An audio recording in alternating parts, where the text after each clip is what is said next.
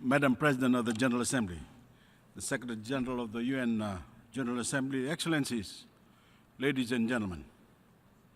Your Excellencies, I have the honor today of delivering this statement on behalf of the Pacific Small Island Developing States. We align ourselves with the respective chairs of the Group of 77 in China and the Alliance of Small Island States. Madam President, I thank you for calling us today in preparation for the upcoming Secretary General's Climate Summit that aims to deliver concrete and realistic plans to dramatically raise our collective ambition and set us on a new path to halving emissions by 2030 and reaching net zero emissions by 2050. The United Nations is the most powerful tool we have to collectively address the great threat of climate change. To be clear, no one nation can solve this crisis itself, and that is why it is so critical we work together through this body.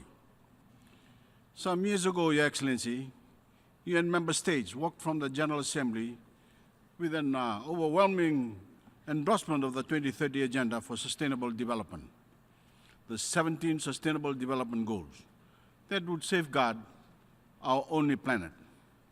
While some progress has been made, we are not on track to deliver the SDGs, and our failure to adequately address climate change further threatens our success on this front. Excellencies, the window to act decisively on achieving the SDGs is linked with the global climate change crisis. We in the Pacific are doing our part. We take this threat seriously and are resolved to respond accordingly. We are amongst the vanguard of nations that are actively exploring ways to transform our economies toward net zero emissions by mid-century, if not sooner. And in so doing, we look to the rest of the world to play its part. For us, climate change is more than a challenge. It is an immense threat, which threatens the very existence of some of our number. And some of our islands are still recovering, years later, from devastating cyclones that claimed the lives of many of our people and wreaked havoc on our economies. But it's not just the cyclones. Pacific states like the Republic of Marshall Islands, Nauru, Kiribati, Palau, and Tuvalu are fighting to protect freshwater sources that are threatened by rising sea levels, stronger storm surges, and inundation from king tides. And every Pacific country is having to search for ways to defend their food security against a multitude of threats presented by climate change. Madam President, while we may be on the front lines of the climate threat, we are also on the front lines of responding to this threat. The Marshall Islands, Fiji, and many Pacific seas are making steady progress in decarbonizing their economies well before 2050. Palau has unfolded a far-reaching plan to attain 100% renewable energy by 2019. Tuvalu and Kiribati are deploying innovative solutions to protect homes, communities, and their infrastructure. PNG, Fiji, have commenced relocating villages from their front lines of sea level rise to higher and safer grounds.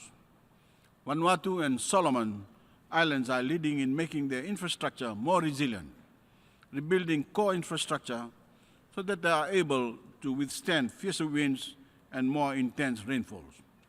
And Fiji and the Marshall Islands, of course, were the first two countries in the world to commit to more ambitious NDCs by 2020. Madam President, our ambition and our commitment to solving the climate crisis cannot be overstated and cannot be underestimated. And we believe this must go hand in hand with sustainable development, and therefore are equally committed to achieving the SDGs. Our tenacity in the face of climate change is unshakable. We have faced the worst disasters and have rebuilt time and time again. But there are certain things that we will not be able to rebuild from. Climate risks that will make our homes uninhabitable. And that is why we are so determined to act. Madam President, Pacific Seeds have begun our regional preparations for the United Nations Secretary General's Climate Summit in September.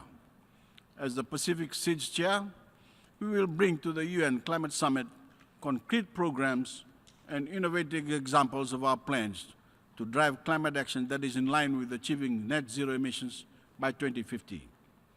The Pacific SIDS leaders and I look forward to the Secretary General's Climate Summit in September. We look forward to sharing our plans for bold and courageous action. We also look forward to listening and learning what others are planning to do. We agree with the Secretary General that the time for talk is over. Everyone must come back in September with the most ambitious and concrete plans they can deliver. I thank you. I thank Your Excellency, the Prime Minister of Fiji, who spoke on behalf of the small island developing states. Thank you very much.